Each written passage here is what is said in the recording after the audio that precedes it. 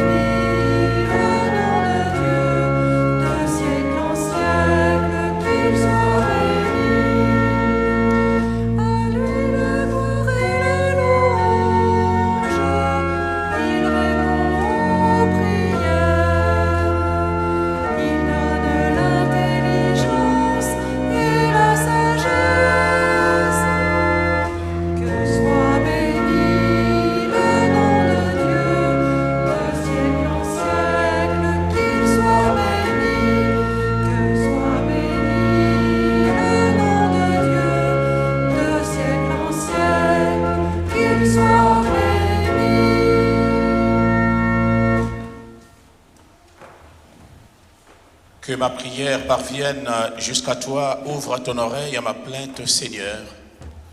Au nom du Père et du Fils et du Saint-Esprit, le Seigneur soit avec vous. Nous allons continuer à porter en prière ceux qui sont tombés en 14-18, nos parents, nos proches. Nous allons continuer à prier pour eux. L'amour de la patrie nous conduit, on peut dire, à la persévérance et aussi à l'espérance.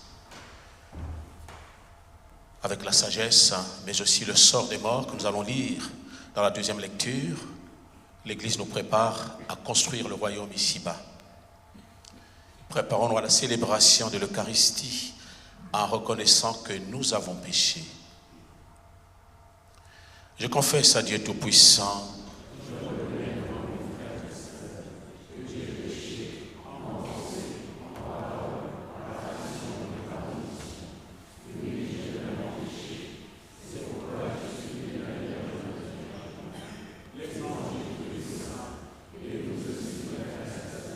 de prier pour moi, le Seigneur notre Dieu. Que Dieu Tout-Puissant nous fasse miséricorde, qu'il nous pardonne nos péchés et nous conduise à la vie éternelle. Amen.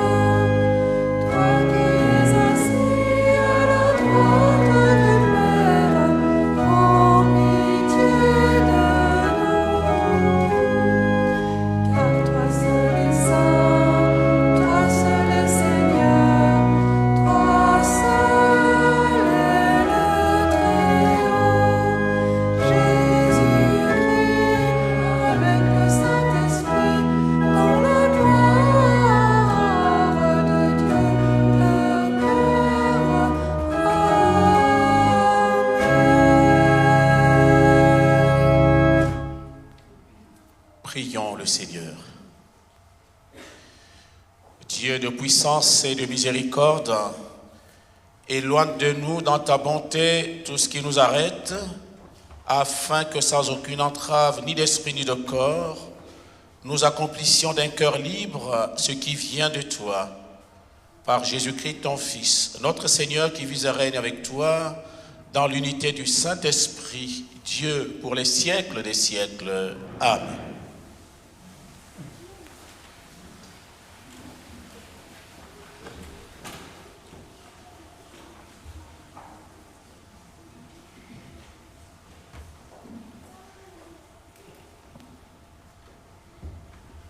Lecture du livre de la sagesse au chapitre 6.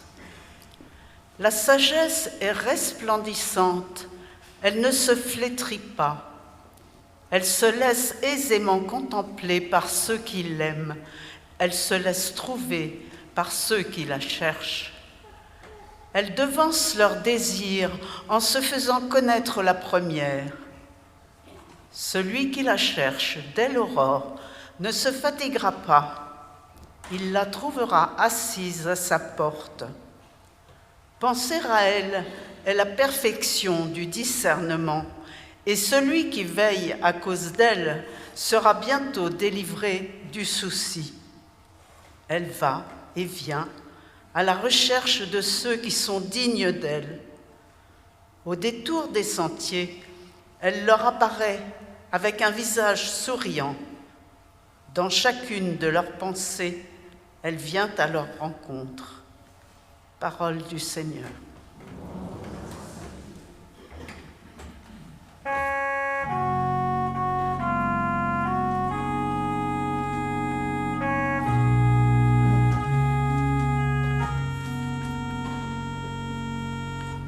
Mon âme a soif de toi, Seigneur mon Dieu. Mon âme a soif de toi, Seigneur mon Dieu. Dieu, tu es mon Dieu, je te cherche dès l'aube. Mon âme a soif de toi, après toi languit ma chair, terre aride altérée sans eau. Mon âme a soif de toi, Seigneur mon Dieu. Je t'ai contemplé au sanctuaire, j'ai vu ta force et ta gloire. Ton amour vaut mieux que la vie, tu seras la louange de mes lèvres. Mon âme a soif de toi, Seigneur mon Dieu. Toute ma vie je vais te bénir, lever les mains en invoquant ton nom. Comme par un festin je serai rassasié, la joie sur les lèvres, je dirai ta louange. Mon âme a soif de toi, Seigneur mon Dieu. Dans la nuit, je me souviens de toi et je reste des heures à te parler. Oui, tu es venu à mon secours, je crie de joie à l'ombre de tes ailes.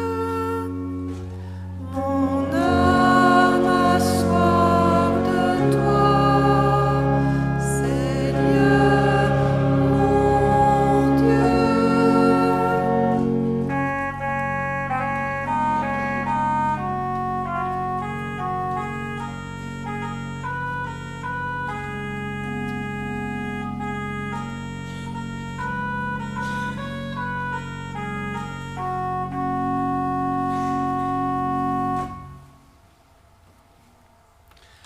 Lecture de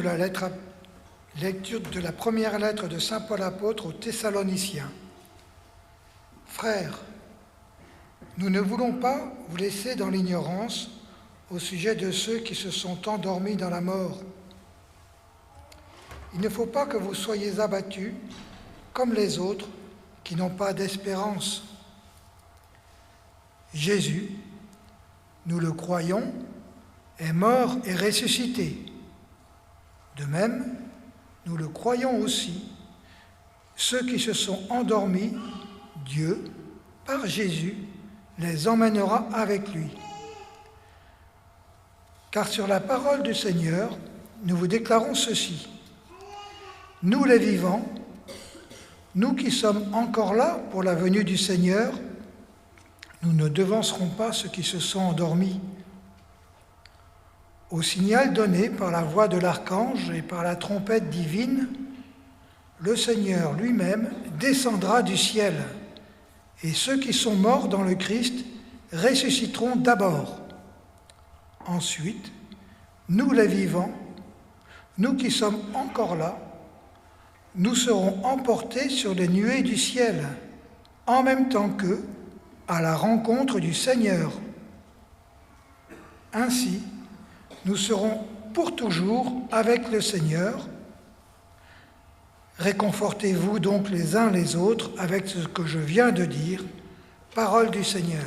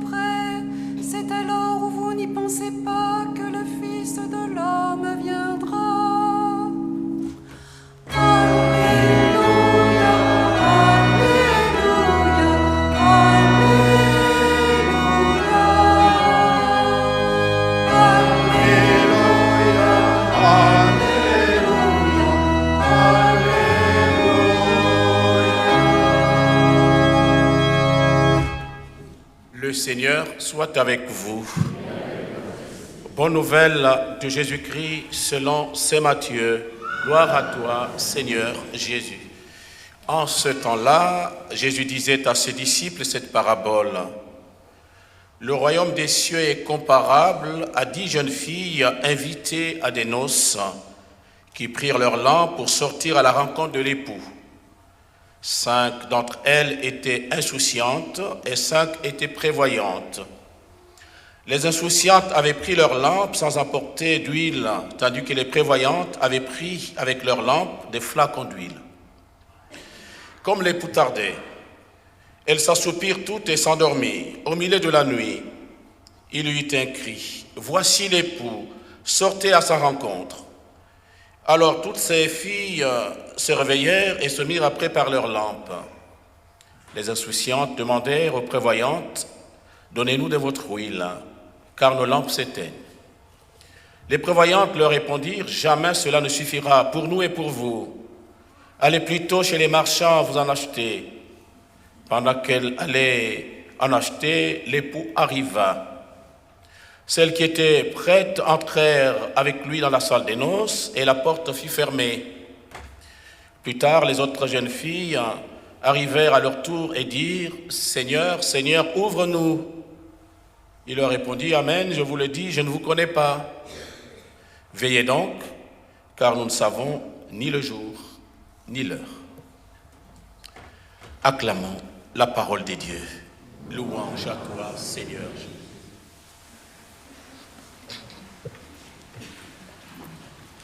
En peu de mots, je voudrais circonscrire d'abord le contexte dans lequel on se trouve pour mieux comprendre Jésus dans sa parabole. Au chapitre 24, Jésus sort du temple. Il rencontre ses disciples un peu désemparés, un peu fatigués, se posant des questions. Et la dernière question qu'on posa à Jésus est celle-ci, mais quel est le signe qui accompagne la fin des temps? Jésus, dans sa pédagogie, va proposer 2 paraboles. La parabole des 10 jeunes filles et la parabole des talents. Pour aider les disciples, on peut dire, à entrer dans le mystère de la confiance. Les disciples sentent qu'il y a quelque chose qui arrive. Il y a un événement qui se prépare. Mais c'est lequel? Ça, c'est, on peut dire, le chapitre 24 de Saint Matthieu. Et le chapitre 26 de Saint Matthieu, Jésus va annoncer la mort certaine. Il dit, dans 2 jours, c'est la Pâque. Il faut la préparer, cette Pâque, il faut la préparer. Les grands prêtres, les pharisiens se rassemblent autour de Caïphe. Et une décision est prise. Jésus, ce monsieur, il faut le tuer. Mais comment faire? Il faut bâtir une stratégie pour l'éliminer. Jésus est au courant de ce qui se construit contre lui. Vous conviendrez avec moi que nous sommes dans un contexte difficile et tragique. Les grands prêtres connaissent Jésus. Caïphe connaît Jésus. Les pharisiens connaissent Jésus. Voilà que le complot est monté. Voilà la vie. Si déjà, pour Dieu, les hommes se préparent pour supprimer une vie, voilà le quotidien de notre vie. Nous pouvons aussi vivre, au quotidien de notre vie, vivre de trahison. Ceux qui ont connu Jésus, qui ont partagé avec lui, c'est eux qui se rassemblent pour dire, eh bien, par ruse, il faut le tuer. Voilà le quotidien de l'homme. Il y a des leçons à tirer. La première leçon dans la vie, c'est d'abord la prudence. Et ensuite, sélectionner ses amis et ses proches. On ne dit pas qu'il faut pas rire avec le monde, on ne dit pas qu'il faut oublier les autres. L'amitié peut nous ouvrir à beaucoup de choses.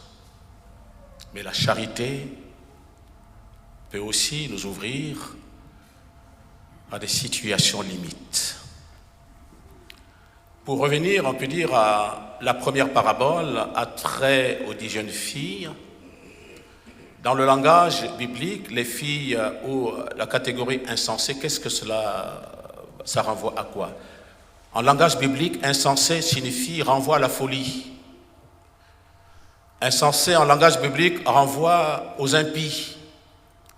C'est-à-dire que les 5 jeunes filles qui n'ont pas été prévoyantes, c'est des impies, c'est-à-dire des femmes qui refusent Dieu, qui refusent de rencontrer Dieu, qui refusent d'entrer dans la communion avec Dieu. Voilà ce que ça signifie. Mais 2 choses importantes méritent d'être soulignées. L'époux tarde à venir. Comment se comportent les 10 jeunes filles? L'époux tarde à venir, les uns qu'est-ce qu'ils font? Ils disent, nous attendons l'arrivée de l'époux. D'autres, les insouciantes, sont plus ou moins désemparées, un peu perdues. Mais l'enseignement que nous avons à tirer aujourd'hui, à mon sens, la porte est fermée, les insouciantes n'ont pas accès à la salle des noces. Pourquoi? Parce que ces 5 jeunes filles ont refusé Dieu. Elles se sont éloignées de Dieu. C'est la tentation qui nous guette aujourd'hui. Des choses essentielles, on peut dire, à retenir. D'abord, la construction du royaume, c'est-à-dire notre action. Jésus est passé par, on peut dire, par sa pédagogie pour aider à comprendre que nous sommes invités à construire le royaume des dieux ici-bas par notre engagement ecclésial, mais aussi par l'action que nous sommes appelés à mener au cœur du monde. Chacun de nous a un rôle à jouer dans sa famille, hors de sa famille, dans notre monde d'aujourd'hui. Le royaume est à construire, à condition que chacun de nous s'appuie sur ces dieux d'amour et de paix. La deuxième qui mérite d'être soulignée, la deuxième dimension, je voulais dire, c'est la place de la contemplation. Jésus veut nous inviter à construire le royaume d'une part, de l'autre, eh bien, susciter la contemplation. Soyons donc des hommes et des femmes qui s'inscrivent dans la dynamique, la construction du royaume des dieux, mais aussi dans la dynamique de l'oraison et de la contemplation. Personne ne sait ni le jour ni l'heure. Si Dieu s'incarne dans notre monde, si Dieu vient parmi nous, ce même Dieu qui vient parmi nous veut susciter en nous le désir de tendre vers Dieu, c'est-à-dire la vision béatifique. Nous sommes appelés à construire le royaume, nous sommes appelés à la contemplation. Avec ces deux dimensions, nous avons de quoi rencontrer Dieu, le magnifier, l'adorer. Encore une fois, soyons des hommes et des femmes de prière qui cherchent Dieu en vérité par le biais de la révélation, par le biais de la parole de Dieu. Personne ne connaît l'heure. L'époux viendra et la grâce de Dieu est accordée au moment où on s'y attend le moins. Nous pouvons tout prévoir. Personne ne sait quand est-ce que Dieu visitera notre cœur, quand est-ce que Dieu viendra parmi nous. Mais ce qui est important, c'est de se rendre disponible à l'appel du Seigneur, de sorte que chacun de nous découvre à travers le mystère que Jésus nous propose, découvre le mystère de la confiance, mais aussi de l'espérance. De la deuxième lecture, le problème qui se trouve posé, quel est le sort des morts? Nous sommes au cœur de la Macédoine, à Thessalonique, c'est le nord de la Grèce. Quel est le sort des morts? Mais Saint Paul va nous aider à comprendre que Dieu descendra du ciel, il viendra parmi nous, il ressuscitera les morts. Et nous les vivants, il nous prendra ensemble avec les morts pour nous élever. Simplement pour dire qu'il y a une communion parfaite entre les vivants et les morts. Ceux qui nous ont précédés dans l'au-delà, dans nos familles respectives, autrement dit, celui qui a perdu un époux, une épouse, un frère, une sœur, bref, un parent proche, ceux-là peuvent se dire, les morts ne sont jamais partis. Ils sont dans nos cœurs et dans nos vies. Parce que nos parents qui nous ont précédés, c'est des enfants de Dieu comme nous. Leur sort, c'est la résurrection. Et nous sommes là au cœur de la foi de l'Église. Parce que nous sommes une Église qui célèbre la mort et la résurrection du Christ. Et ceux qui nous ont précédés dans l'au-delà, que nous avons aimés, que nous continuerons à aimer, sont dans la main de Dieu, sont dans la vie de Dieu, sont dans la maison de Dieu. C'est-à-dire, Dieu va accorder à nos morts la grâce de la résurrection. Ce qui laisse entendre que chacun de nous est invité à préparer le rendez-vous avec Dieu. Sans panique, sans peur, on se tourne vers Dieu quand plus rien ne marche dans la vie. Et encore une fois, Saint Paul nous invite au cœur de la foi, la résurrection bien sûr, mais il nous invite aussi à l'espérance. L'espérance ne trompe pas, l'espérance ne déçoit pas. La grande question pour nous aujourd'hui, comment entrer en dialogue avec Dieu? Quelque chose à éviter dans notre vie, c'est l'assédie. C'est-à-dire que nous sommes souvent des hommes et des femmes découragés. Nous prions, les résultats tardent à venir. Nous supplions Dieu, les résultats tardent à venir. On entre dans le découragement et dans la révolte. Si c'est un Dieu vivant, eh bien j'ai longtemps prié, il n'y a pas de réponse. Si c'est un Dieu compatissant, j'ai longtemps prié, Dieu ne répond pas. Mais Dieu n'est pas une baguette magique. Dieu, c'est Dieu. Il faut savoir attendre ce qui vient du Seigneur. Comme quoi, Dieu donne tout, absolument tout, à celui qui sait attendre la grâce de Dieu. Encore que les conditions, on peut dire, soient réunies, soient préparées pour entrer en dialogue avec le Seigneur. Nous allons donc prier pour nos morts, ceux qui nous ont précédés dans l'au-delà. Chacun de nous a perdu un être cher. Leur sort, c'est la résurrection. L'occasion nous est donnée que cela soit possible de demander une messe pour maman, pour papa, pour un époux, pour une épouse, bref, pour un parent proche, mais aussi prions aussi avec les âmes du purgatoire. Nous passerons tous, moi avec. Le sort des morts, c'est la résurrection. Encore que chacun de nous se prépare à la rencontre et au rendez-vous avec Dieu. De la deuxième lecture à l'Évangile, en passant par la première lecture, le livre de la sagesse, eh bien, Salomon est passé par là. Il voulait conduire le peuple, il était incapable. La seule chose qu'il a demandé au Seigneur, c'est la sagesse. Seigneur, accorde-moi la sagesse de savoir que cette sagesse me donne l'occasion et puis la possibilité de conduire ton peuple. Puisque Salomon n'a pas demandé autre chose que la sagesse, Dieu l'a accordée.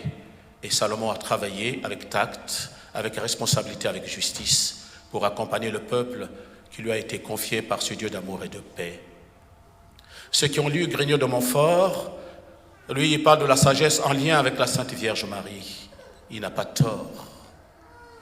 Nous allons demander au Seigneur la grâce de l'espérance, de la confiance, la grâce de la prière.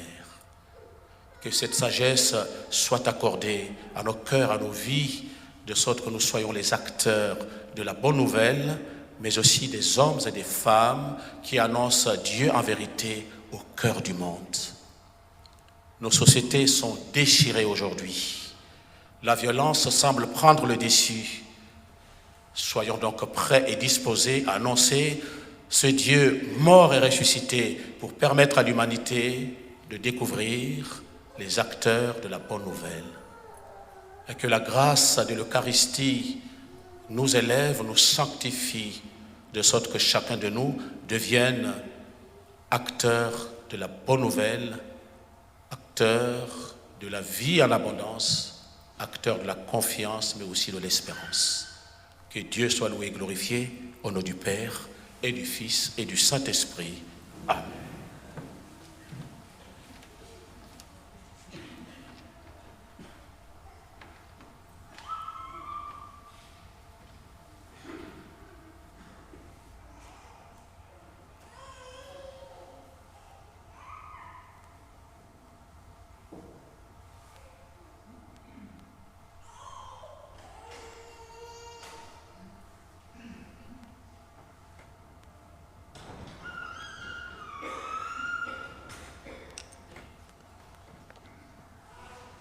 En communion avec l'Église notre Mère, disons, je crois en Dieu, le Père Tout-Puissant, Créateur du ciel et de la terre, et en Jésus-Christ, son Fils unique, notre Seigneur, qui a été conçu du Saint-Esprit, est né de la Vierge Marie, a souffert sous Ponce Pilate, a été crucifié, est mort, a été enseveli, est descendu aux enfers, le troisième jour est ressuscité des morts, est monté aux cieux, est assis à la droite de Dieu, le Père Tout-Puissant, d'où il viendra juger les vivants et les morts.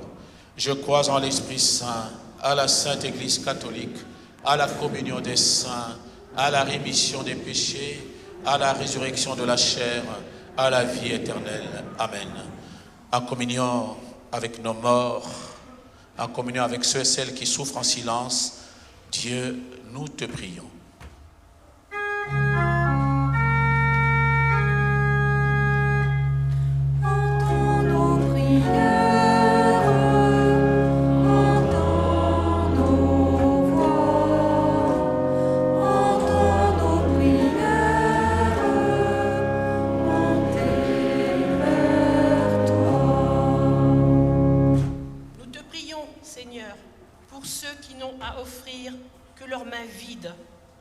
Apprends-nous à nous présenter devant toi tels que nous sommes, en attendant tout de ton amour.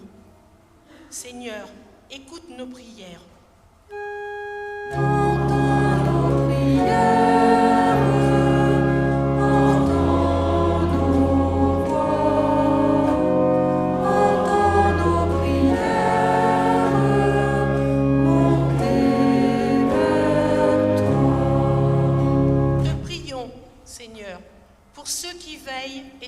contemple dans le silence des monastères. Qu'ils soient pour nous les témoins de la nécessité de l'adoration et de la méditation. Seigneur, écoute nos prières. Entends nos prières, entends nos voix, entends nos prières, montées vers toi. Nous te prions, Seigneur, pour ceux qui veillent dans la nuit des hôpitaux, qu'ils soient les témoins de ta tendresse pour les malades et les plus pauvres. Seigneur, écoute nos prières. Entends nos prières, entends nos voix, entends nos prières, montées vers toi. Nous te prions, Seigneur, pour ceux qui ont des responsabilités importantes dans l'État ou dans l'Église, que ta sagesse leur donne de discerner les voies de la paix et de la justice. Seigneur, écoute nos prières.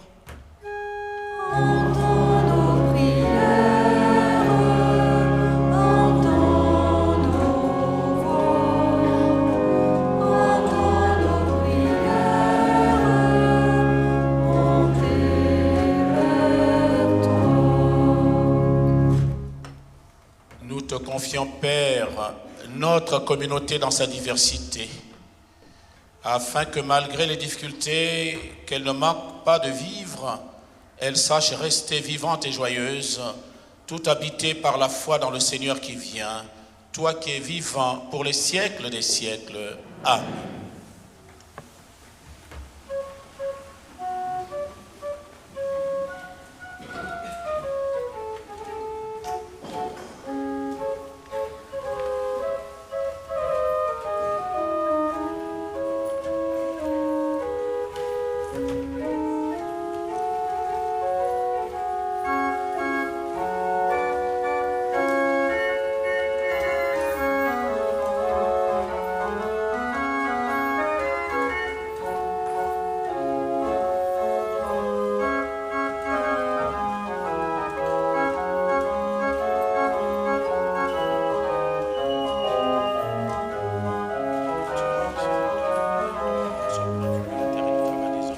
Nous te le présentons, vénérable Père de la vie,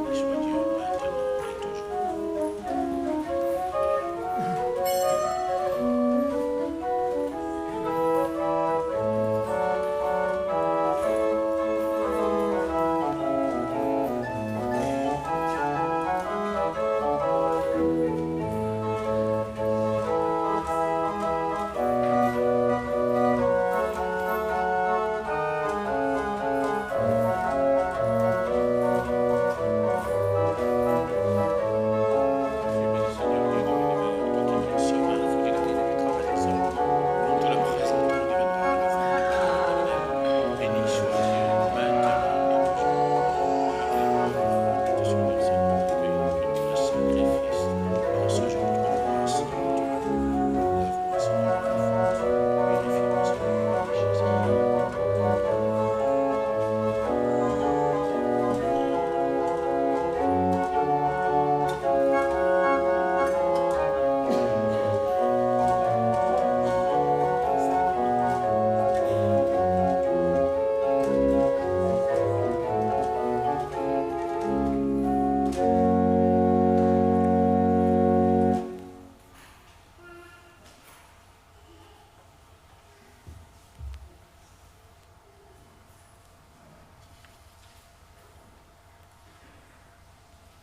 Prions au moment d'offrir le sacrifice de toute l'Église pour la gloire des dieux et le salut du monde.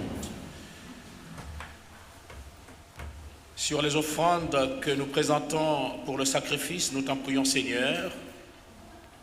Jette un regard favorable afin que, par la ferveur de notre amour, nous obtenions ce que nous célébrons dans le mystère de la passion de ton Fils. Toi qui es vivant pour les siècles des siècles, le Seigneur soit avec vous. Élevons notre cœur. Rendons grâce au Seigneur notre Dieu. Vraiment, il est juste et bon pour ta gloire et notre salut de t'offrir notre action de grâce toujours et en tout lieu. Seigneur Père très saint, Dieu éternel et tout-puissant, nous reconnaissons le signe de ton immense gloire quand tu portes secours à la faiblesse humaine par la puissance divine, mais plus encore quand ton Fils prend notre condition mortelle pour nous guérir de la mort. Ainsi, tu fais de notre existence périssable un passage vers le salut, par le Christ notre Seigneur. Par lui, les anges adorent ta majesté et se réjouissent en ta présence à jamais. À leur hymne de louange, laisse-nous joindre nos voix pour chanter et proclamer.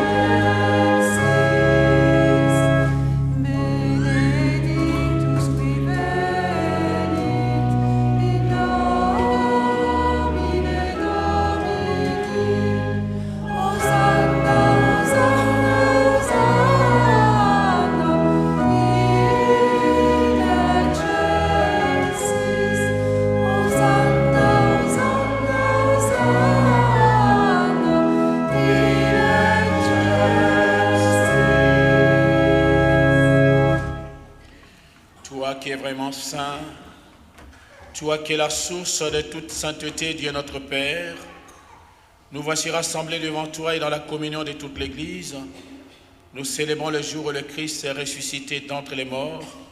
Par lui que tu as levé à ta droite, nous te prions. Sanctifie ces offrandes en répandant sur elles ton esprit, qu'elles deviennent pour nous le corps et le sang de Jésus, le Christ, notre Seigneur.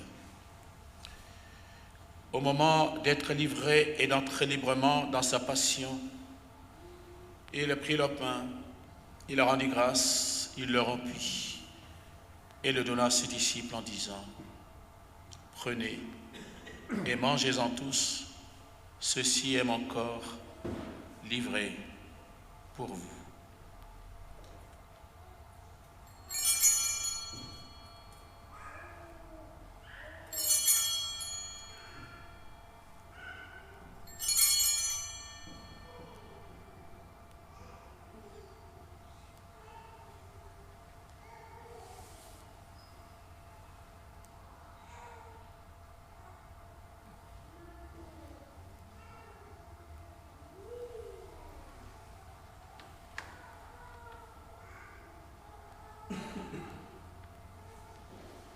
De même, après le repas, il prit la coupe, de nouveau il rendit grâce et la donna à ses disciples en disant : « Prenez et buvez-en tous, car ceci est la coupe de mon sang, le sang de l'alliance nouvelle et éternelle, qui sera versé pour vous et pour la multitude en rémission des péchés. Vous ferez cela en mémoire de moi. »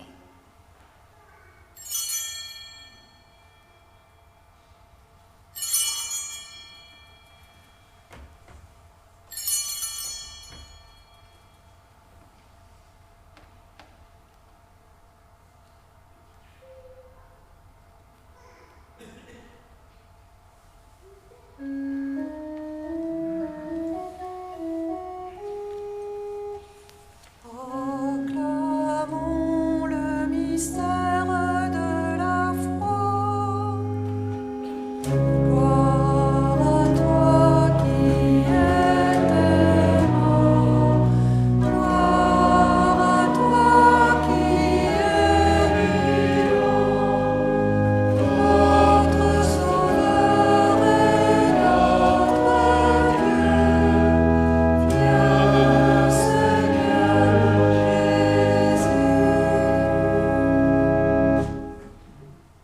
présente ainsi mémoire de la mort et de la résurrection de ton Fils. Nous t'offrons, Seigneur, le pain de la vie et la coupe du salut, et nous te rendons grâce car tu nous as estimés dignes de nous tenir devant toi pour te servir. Humblement, nous te demandons qu'en ayant part au corps et au sang du Christ, nous soyons rassemblés par l'Esprit Saint en un seul corps. Souviens-toi, Seigneur, de ton Église répandue à travers le monde. Fais-la grandir dans ta charité en union avec notre pape François, notre évêque Raymond et tous les évêques, les prêtres et les diacres. Souviens-toi aussi de nos frères et sœurs qui sont endormis dans l'espérance de la résurrection. Pour tous les défunts des guerres, Seigneur, nous voulons te les confier. Nous te confions aussi aujourd'hui Marie-Claire Massé, Sophie Barthes et Maurice Briand, et tous les défunts de nos familles, accueille-les dans la lumière de ton visage. Sur nous tous, enfin, nous implorons ta bonté. Seigneur, sur les pèlerins du Mexique, nous te confions notre Joseph. Regarde aussi ceux et celles qui te supplient ce matin pour différentes raisons. Permets qu'avec la Vierge Marie, la bienheureuse Mère des dieux, avec Saint Joseph, son époux, les apôtres et tous les saints qui ont fait ta joie au long des âges, nous ayons part à la vie éternelle, que nous chantons ta louange et ta gloire par ton Fils Jésus le Christ. Par lui, avec lui et en lui, à toi Dieu le Père Tout-Puissant, dans l'unité du Saint-Esprit, tout honneur et toute gloire, pour les siècles des siècles. Amen. Unis dans le même esprit, nous pouvons dire avec confiance la prière que nous avons reçue du Sauveur. Notre Père, qui es aux cieux, que ton nom soit sanctifié, que ton règne vienne, que ta volonté soit faite sur la terre. Donne-nous aujourd'hui notre pain de ce jour.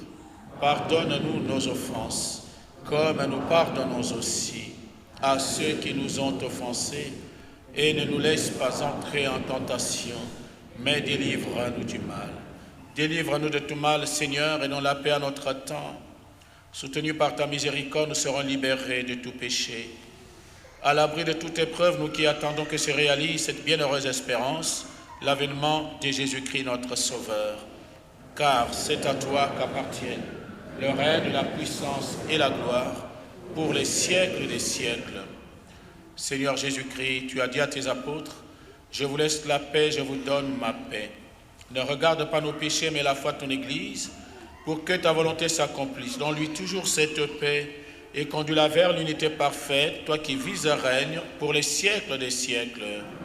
Que la paix du Seigneur soit toujours avec vous. » Frères et sœurs, dans la charité de Christ, donnez-vous la paix.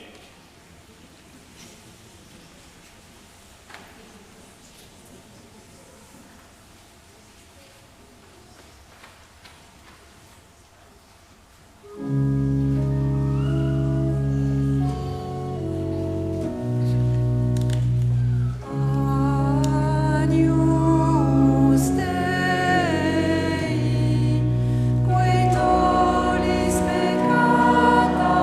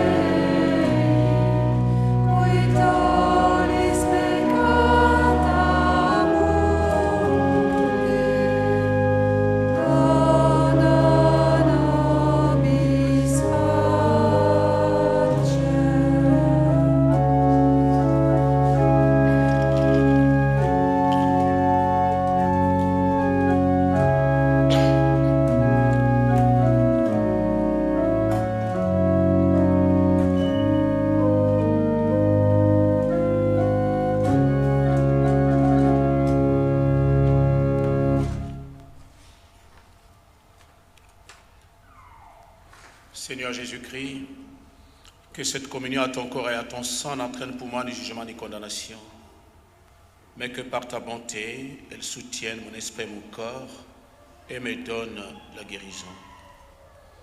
Voici l'agneau de Dieu, voici celui qui enlève les péchés du monde. Heureux les invités au repas des noces de l'agneau. Seigneur, je ne suis pas digne de te recevoir, mais dis seulement une parole et je serai. Que le corps et le sang de Jésus-Christ nous gardent pour la vie éternelle. Amen.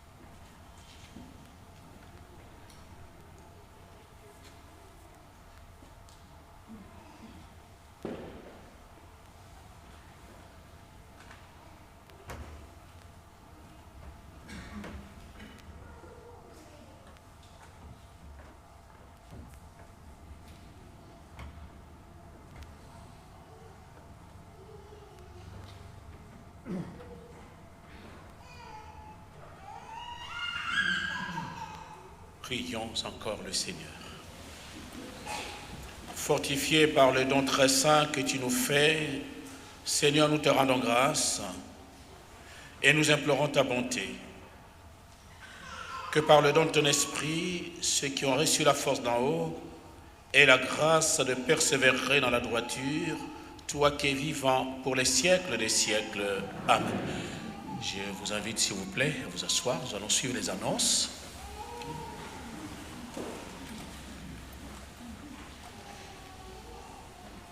Dans 2 semaines, à l'église Saint-Joseph de la Trinité à 10h30, sera proposé le sacrement de l'onction des malades. Donc n'hésitez pas à le faire savoir autour de vous et que les personnes concernées se préinscrivent dans des petits formulaires qui sont dans les présentoirs derrière le panneau ici. Nous aurons besoin également de chauffeurs pour conduire les personnes handicapées et également de personnes qui sur place pour contribuer à bien placer les gens dans l'église et faire en sorte que tout se passe bien.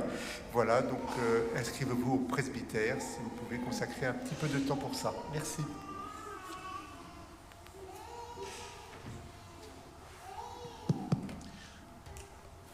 L'onction de malade, je voulais compléter. Ceux qui ne peuvent pas recevoir le sacrement à la Trinité ont la possibilité de le recevoir à domicile.